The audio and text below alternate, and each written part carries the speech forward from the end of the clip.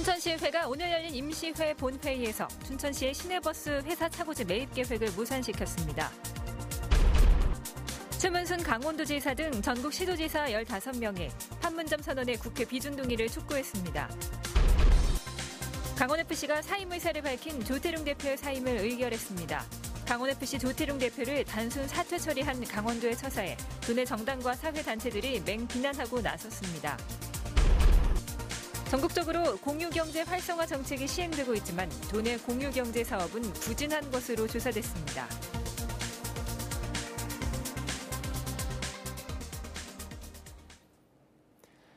시청자 여러분 안녕하십니까? 춘천시 의회가 춘천시의 시내버스 회사 차고지 매입 계획을 거부했습니다. 시의원들은 특혜 시비 등 여러 가지 의혹에 대해 해명이 부족하다는 입장입니다. 백승호 기자가 취재했습니다. 춘천시 의회 임시회 본회의장. 자유한국당 소속 김운기 의원이 버스회사 인수 특혜 의혹에 대해 조목조목 설명합니다. 춘천시가 버스회사 차고지를 48억 원에 매입하려는 계획은 버스회사 인수자금이 부족한 녹색시민협동조합을 우회적으로 지원하는 편법이라는 주장입니다. 인수합병 과정에서 자금 출처가 명확하지 않습니다. 출자금 127만 원의 협동조합이 78억이라는 큰 금액을 어떻게 준비하게 되었는지 베일에 가려져 있습니다. 더불어민주당 소속 박재균 의원도 여러 가지 의혹에 대해 해명이 부족하다며 차고지 매입 계획의 부정적인 시각을 드러냈습니다. 녹색시민협동조합이 현재 교통 문제를 해결할 수 있는 대체자일 수 없습니다. 녹색시민협동조합의 M&A가 성공적으로 이루어져 대동대안 운수의 최대 주주가 될 경우에 법적인 관점에서의 운영의 주체나 운영의 방법은 기존과 변화가 전혀 없게 됩니다. 김은기 의원은 본회의에서 춘천시의 차고지 매입 계획을 삭제한 수정안을 제출했고 21명 의원들의 무기명 투표 결과 11대 10으로 수정안이 가결됐습니다. 버스 차고지 매입에 제동이 걸리면서 춘천시의 계획 수정이 불가피해 보입니다. 이재수 춘천시장은 앞으로의 계획을 묻는 기자들의 질문에 답변하지 않고 굳은 표정으로 회의장을 빠져나갔습니다. 시정 책임자로서 말씀을 좀 한 말씀만 좀 해주세요, 시장님. 시내버스 완전 공영제를 주장하며 파업에 나섰던 버스 노조원들은 시의회가 제 역할을 했다며 환영했습니다. 버스회사 인수 대상자인 녹색시민협동조합은 차고지를 매입할 대상을 물색하는 등 대안을 찾겠다고 밝혀 춘천 시내버스 인수와 운영 문제가 안개 속으로 빠져들었습니다. MBC 뉴스 백소입니다. 내일부터 춘천에서는 카카오택시나 티맵택시 같은 어플을 이용하면 택시가 오지 않을 가능성이 높아졌습니다. 춘천 스마일 브랜드가 전국적인 카카오택시와 카풀로부터 지역의 택시업계를 지키기 위해 조치를 취했지만 이용객들이 불편을 겪을 것으로 예상됩니다. 김상훈 기자입니다. 카카오택시 어플을 이용해 택시를 불러봤습니다. 한참을 기다려도 택시가 잡히지 않더니 이용 가능한 택시가 없다고 나옵니다. 예전에는 차가 잘 왔는데 요즘에는 카카오택시가 잘 안 와서 대부분 춘천 스마트 콜택시 이용하고 있어요. 앞으로 춘천에서 스마일 브랜드 콜 이외에 다른 어플을 사용해 택시 잡기가 더 어렵게 됐습니다. 춘천 스마일 브랜드는 스마일 콜 앱 이외의 앱으로 콜을 받는 택시기사를 즉각 제명하기로 결정했기 때문입니다. 스마일 브랜드는 지난 2015년 개인 택시와 법인 택시 그리고 춘천시가 함께 만든 콜택시 브랜드입니다.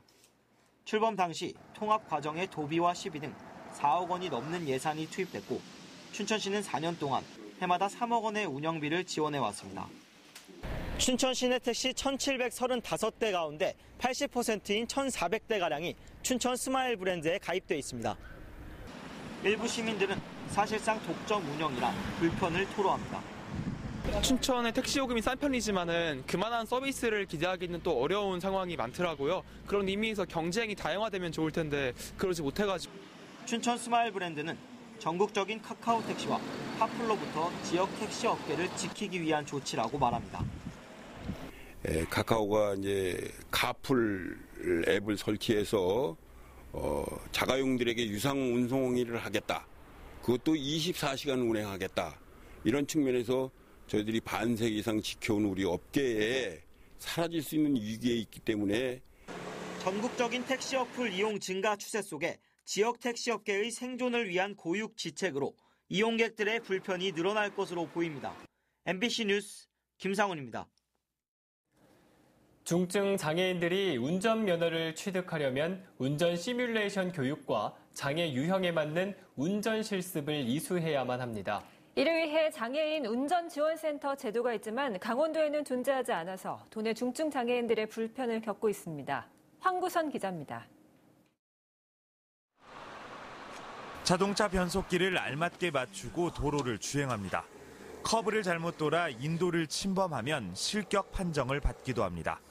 뇌성마비 1급인 원현수 씨는 1년간 이 운전 시뮬레이터를 통해 훈련을 받았습니다. 그 전에도 서울에 있는 국립재활원에서 운전 연습과 실습 3개월 과정을 지원했지만 포기할 수밖에 없었습니다.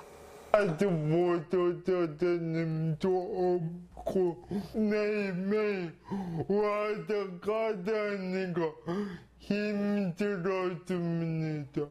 운전을 이제 접근할 때 또 연습하기 위한 시뮬레이션이 되게 중요한데 이 시뮬레이션이 우리나라에서는 비치된 곳이 지금 지극히 이제 한정이 되어 있어요. 서울. 운전 면허가 있었지만 갑자기 찾아온 뇌졸중에 오른쪽 다리가 마비된 백영덕 씨. 춘천에 있는 강원도 재활병원에서 장애인 면허 취득 가능 여부를 다시 판정받아야만 했습니다. 콜반을 타고 이제 간 다음에 거기서 버스를 타고 춘천에서 다시 택시를 타고 또 가고 이렇게 된다는 것 자체가 너무 불편한. 1급에서 4급 중증 장애인에 맞는 차량 개조 상담과 운전 교육, 면허 취득 등을 무료로 지원하는 장애인 운전지원센터가 5년 전부터 운영되고 있습니다. 전국 7개 거점 도시에 설치돼 있는데 강원도에는 아직 없습니다. 국립재활원에 찾아가는 운전교육 제도가 있지만 강사가 지역에 머물지 않아 불편하기 때문에 이를 통한 강원 지역 중증 장애인 면허 취득자는 최근 8년 동안 150명에 불과합니다. 도로교통공단은 강원권 장애인 운전지원센터 설치를 검토하겠다는 입장입니다. 데이터를 이제 내년 좀 검토해보고 이제 추진을 해야 될 것 같다. 원주와 춘천, 태백 등이 후보지로 꼽히고 있는데 실제로 성사될 때까지는 중증 장애인들의 불편이 계속될 수밖에 없습니다. MBC 뉴스 황구선입니다. 국내산 무연탄의 소비가 줄어드는 가운데 화력발전소마저 외면하고 있습니다. 석탄 산업을 기반으로 하는 탄광 지역 주민들은 지역 경제 붕괴를 우려하고 있습니다. 홍한표 기자가 보도합니다. 삼척 도계 지역 주민들이 열흘 넘게 단식 농성을 이어가고 있습니다. 화력발전소의 국내산 무연탄 사용량을 늘려 석탄 산업을 보호해달라는 것이 고의자입니다. 산업자원부가 발전용을 민속으로 전환시킨 겁니다. 따라서 저희는 40만 톤 이상의 납품량을 동해 화력발전소는 사용해야 한다. 정부의 에너지 정책이 바뀌면서 국내산 무연탄의 판로가 막혔습니다. 서천 화력발전소가 지난해 6월 문을 닫았고 강릉 영동 화력도 에너지원을 석탄에서 우드 펠릿으로 전환했습니다. 이제 국내산 무연탄을 발전용으로 쓰는 곳은 동해 화력발전소가 유일합니다. 하지만 이곳도 지난 2012년 40만 톤에서 지난해는 23만 톤으로 국내산 무연탄의 소비량을 줄이고 있습니다. 태백광업소와 대한석탄공사 장성광업소의 발전용 무연탄 납품은 중단됐고 민영탄광인 경동 상덕광업소만 겨우 공급하고 있습니다. 화력발전소의 국내산 무연탄 쿼터가 줄어들면서 광업소마다 운영이 점점 어려워지고 있습니다. 다른 화력발전소들은 가격이 저렴한 유연탄을 수입해 쓰고 있습니다. 최소한의 석탄 자원 보존 기능의 유지를 위해서는 국내 무연탄 생산의 의무적 사용이 반드시 병행돼야지만이 한다고 저는 생각을 하고 있습니다. 국내 석탄 산업이 무너지면 탄광 노동자 3,500여 명의 일자리가 사라지고 지역 경제도 함께 몰락할 위기에 놓여 있습니다. MBC 뉴스 홍한표입니다. 최문순 강원도지사 등 전국 시도지사 15명이 판문점 선언에 국회 비준 동의를 촉구했습니다. 최문순 강원도지사와 박원순 서울시장 등 시도지사 3명은 오늘 국회 정론관에서 기자회견을 갖고 4.27 판문점 선언이 한반도 평화와 남북 공동 번영에 중요한 계기를 마련했다는 점을 인식하고 국회가 비준 동의에 나서달라고 요청했습니다. 또 지방자치단체의 남북 교류 협력을 위한 남북 교류 협력법 입법을 촉구했습니다. 강원FC가 사임 의사를 밝힌 조태룡 대표의 사임을 의결했습니다. 강원FC는 어제 이사회를 열고 사퇴서를 제출한 조 대표의 사임을 결정했습니다. 강원FC는 새 대표가 선임될 때까지 한원석 도체육회 사무처장이 직무대행을 맡습니다. 한편 강원FC 조태룡 대표를 단순 사퇴 처리한 강원도의 처사에 자유한국당 강원도당과 정의당 강원도당 등 정당과 사회단체들이 맹비난하고 나섰습니다. 전국적으로 공유경제 활성화 정책이 시행 중이지만 도내 공유경제 사업은 부진한 것으로 나타났습니다. 한국은행 강원본부에 따르면 숙박 공유 플랫폼인 에어비앤비에 등록된 도내 숙박시설 수는 동계올림픽을 계기로 빠르게 증가했지만 이용 실적은 저조합니다. 또 차량 공유 플랫폼인 카쉐어링 존도 다른 지역에 비해 활성화 정도가 낮은 수준입니다. 한국은행은 강원도의 공유경제 활성화를 위한 조례가 제정되지 않는 등 중장기적 로드맵이 부족하다고 분석했습니다. 사립유치원 사태로 공립유치원 증설이 그 대안으로 논의되고 있지만 공립 취원율 50%를 달성하기 위해서는 690억 원이 넘는 예산이 필요한 것으로 나타났습니다. 강원도교육청의 공립유치원 확대 계획안에 따르면 2022년까지 도내 공립유치원의 취원율을 50%로 높이기 위해서는 모두 696억 원의 예산이 필요합니다. 예산의 절반 가까이는 도교육청이 부담해야 할 것으로 추정되고 있습니다. 유치원 온라인 입학관리 시스템인 처음 학교로에 참여한 도내 사립유치원이 25곳에 불과한 것으로 나타났습니다. 강원도교육청은 등록 마감일인 오늘까지 처음 학교로 시스템에 등록하지 않은 사립유치원의 경우 감사를 우선적으로 실시하고 학급 운영비 등 재정 지원을 줄일 계획입니다. 한편 도내 사립유치원 중 폐원을 문의한 곳은 모두 21곳이었지만 아직까지 폐원을 결정한 곳은 없는 것으로 확인됐습니다. 보물 제77호 춘천 7층 석탑 사리함 이운 봉안식이 오늘 열렸습니다. 소양 재정비 촉진 사업으로 해체 보관 중이었던 사리함은 복원된 보물 제77호 춘천 7층 석탑으로 불교 의식에 따라 옮겨졌습니다.